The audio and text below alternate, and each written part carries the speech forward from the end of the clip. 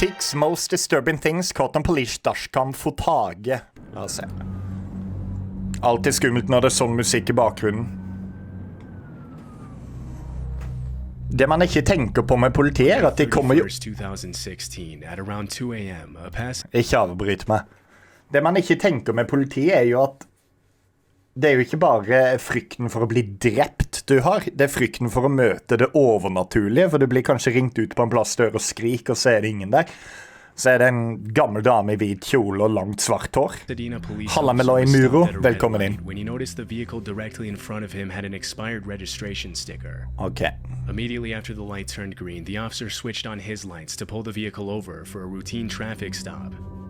The dashcam footage shows the police officer shining his flashlight Om jeg har inside sett the vehicle. spøkelser. Jeg har sett spøkelser før. Eller nei, jeg har ikke sett, men jeg har opplevd mye paranormal.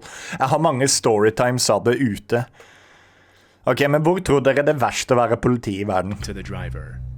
Although nothing out of the ordinary seemed to be happening, the police officer would soon hear screaming and banging noises coming from the trunk of the car. When the officer conducting the traffic stop asked the man... Somalia?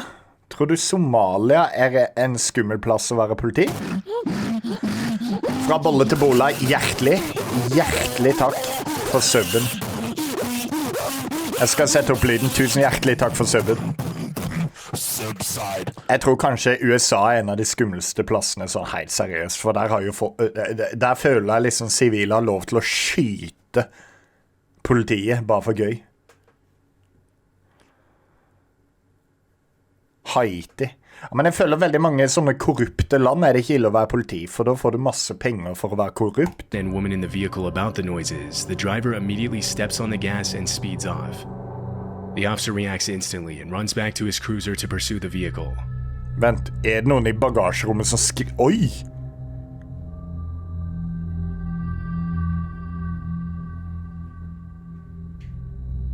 After taking a wrong turn and arriving at a dead end, the driver of the getaway car can be seen frantically getting out of the vehicle and attempting to escape on foot, leaving behind the woman. Attempting to escape, ja. Se på det her. Det her jo som jeg ser Kentrone, eller Skvinskevånd. Han trynte jo. Det her GTA RP, eller? The suspect doesn't get far though, as he falls on the ground before making it past his own car. After arresting the suspect, one of the officers on scene would use the keys that were still inside the suspect's vehicle to open the trunk of the car, where he would find a woman who later turned out to be the driver's ex-girlfriend cramped in the trunk of the vehicle. The victim later revealed that her ex-boyfriend Alexander Salas and his girlfriend Nicole Cruz had kidnapped her in order to scare her, and that the reason why Salas appears shirtless in the video was because he had tied his shirt around her head before putting her in the trunk. Hvorfor knytter det rundt hodet? The true details regarding Salas's motives for kidnapping his ex-girlfriend remained unclear.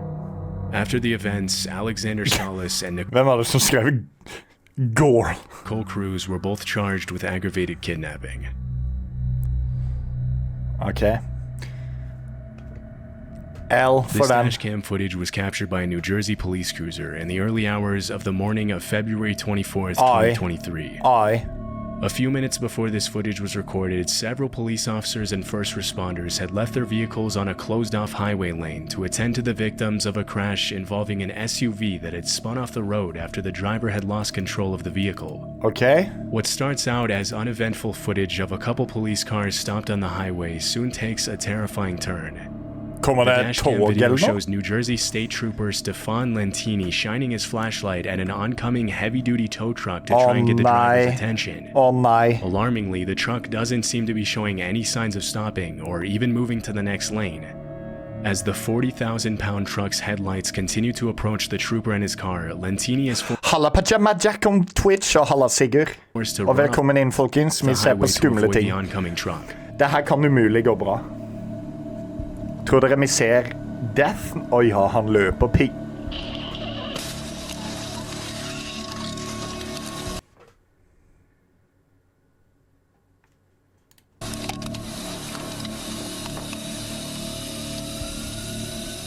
Ta førerkortet hans. Det her GTA. Jeg 100% sikker på at GTA det her.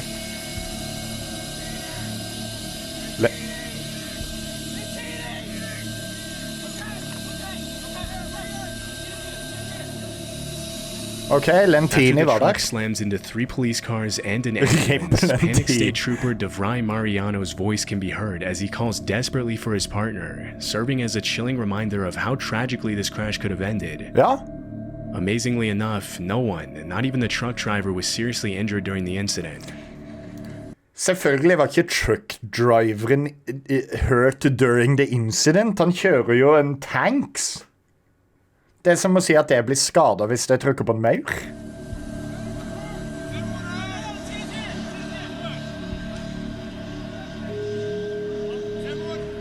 Hvor var det den lastebilen skulle? Kanskje den skulle levere noe på Kiwi en plass? Although the 53-year-old tow truck driver was given a summons for the careless driving that resulted in Åja, han tauebiler kan du total ikke police stole på. cars and a damaged ambulance, the factors leading up to the crash have not yet been revealed. What? Though many are skulle suspicious innom of og the levere driver noe på falling Coop. asleep at the wheel or just not paying attention in general. Han var garantert på mobilen.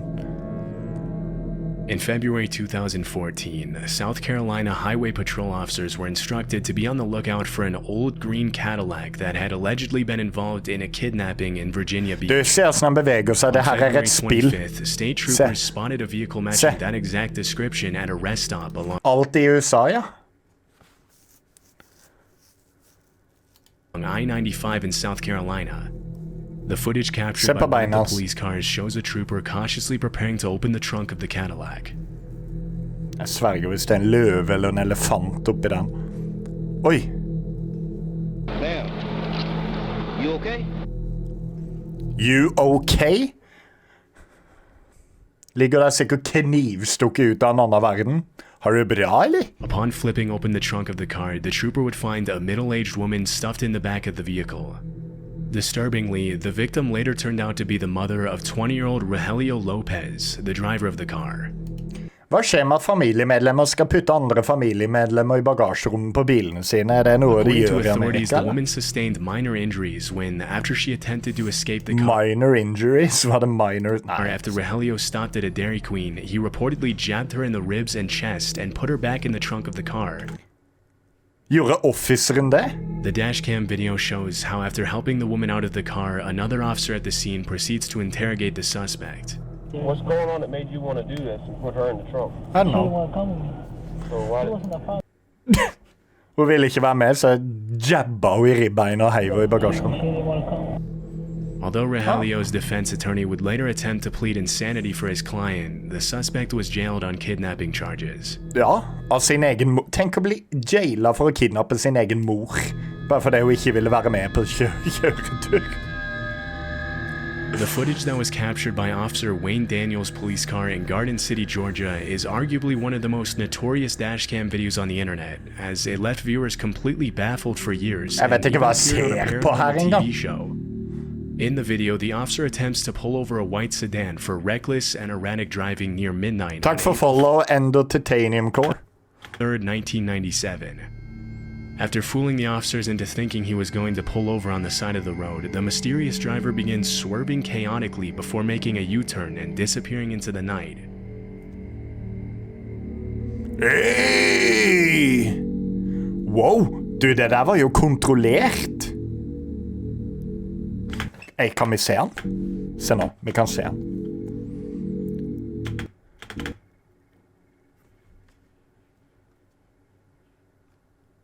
Jeg vet nøyaktig hvem det der er. Jeg vet nøyaktig hvem det er.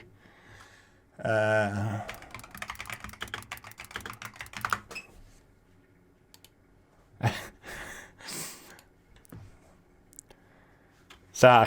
Det er Admiral Akbar. Det er han her. Det er han. Se der. Se på det bildet der. Du ser det lang vei. 100%.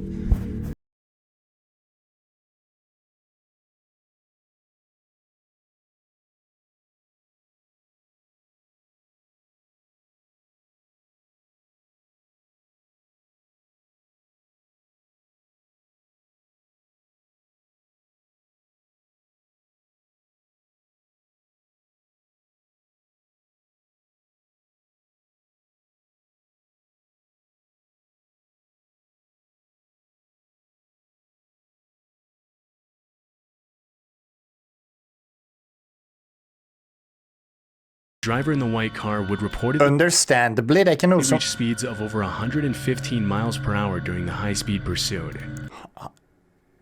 Han har spilt RP. Jo, hei til du også, Kasper. Hei til alle. Hei til alle. Alle som er her og ser på. Hei, hei. Og hei til dere også. Hei, hei. Out of nowhere, the suspect turns onto a side road and reaches Ja, se på what de looks like a skyggene dead der. Se på skyggene der. Det ser ut som to mennesker. end. And this is where things get creepy. Creepy? Instead of stopping, the white car makes a sharp turn to the left and disappears behind a metal fence, leaving the officers and the viewers What? of this viral video completely stunned. What? One of the most plausible theories on this shocking footage is that the fence might not have been properly fixed to the ground, Ja. allowing the car to go straight through the fence. Ja, This still leaves a lot of unanswered questions. se på det der. To this day, the explanation for this eerie footage remains a mystery.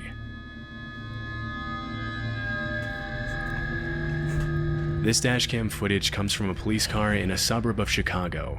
Endelig bra bodycam footage. Du kan ikke bruke det her som bevis i en rettssak.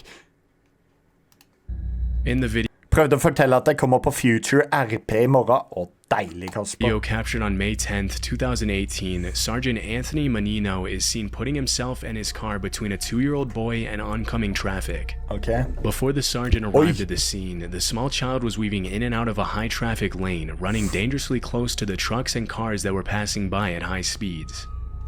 According to reports, Menino originally thought that the child was a stray dog, but after realizing it was A straight dog? actually a little boy running a few feet from traffic on Route 59, he immediately got out of the car and ran to the child's rescue. 31, trying to corral a 1-year-old boy running across 59. Det er ikke en 1 år gammel gutt, eller? Jo, det kan det faktisk være. Hey! Hey! Hey! Come here!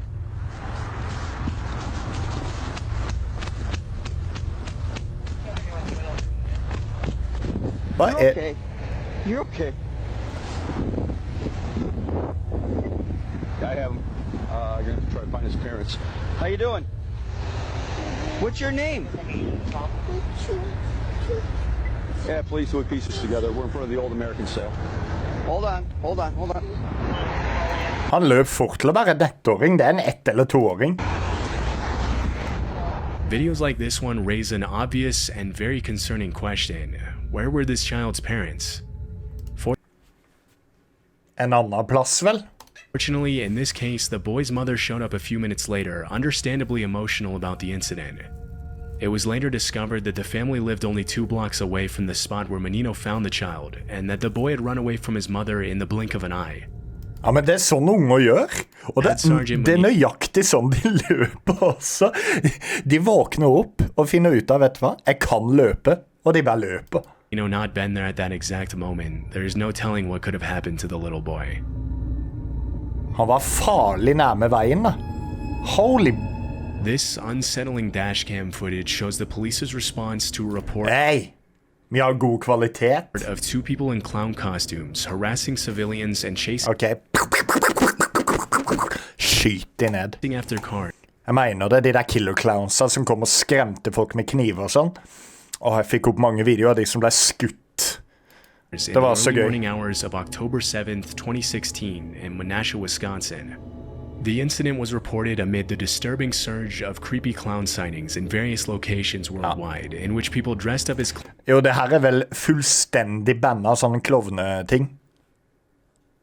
clowns would sometimes even go as far as threatening innocent passers-by with weapons. Ja, ikke sant? Det er det de gjør. De har våpen bare for å skremme folk. Jeg sverger på mitt liv. De hadde fått albuen rett inn i kjeven.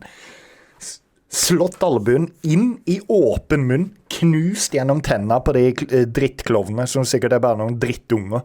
Sånn at albuen hadde vært halve inn i kjeften, og så hadde jeg gjort sånn. Sånn splitta trynet deres i 2. Ja, det hadde jeg gjort halva Daddy Pusslayer. In this video, when the officer asked them to show him their hands to make sure they aren't carrying any weapons, the clowns comply by slowly and creepily bringing their hands out to their sides, standing still and staring at the officer. Skyt de. Fine hår i armhulen. Takk.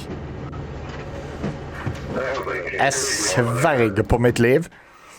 Yeah, this is official 31 asking for permission to drag forward the Barrett 50 cal snap rifle. Have 2 clowns here. Permission accepted. Hadde jeg dratt fram barrettene. 50 cal. Du hører at han redd da. 10 år siden. 2016 var i går. Put your butts against it. Okay. Although this footage looks innocent enough when compared to some of the other clown sightings that were reported that same month, there is more to the story than meets the eye. It turns out the 2 clowns were being driven around by a 26-year-old woman who was actually the wife of one of the clowns. Shockingly, it was discovered that the couple had left their 4-year-old home alone for several hours in order to participate in this prank. After the parents were referred to court on charges of child neglect, the child's mother was detained at Winnebago County Jail as a probation measure. What? The other clown was let off with a warning. Nå har jeg hørt det også.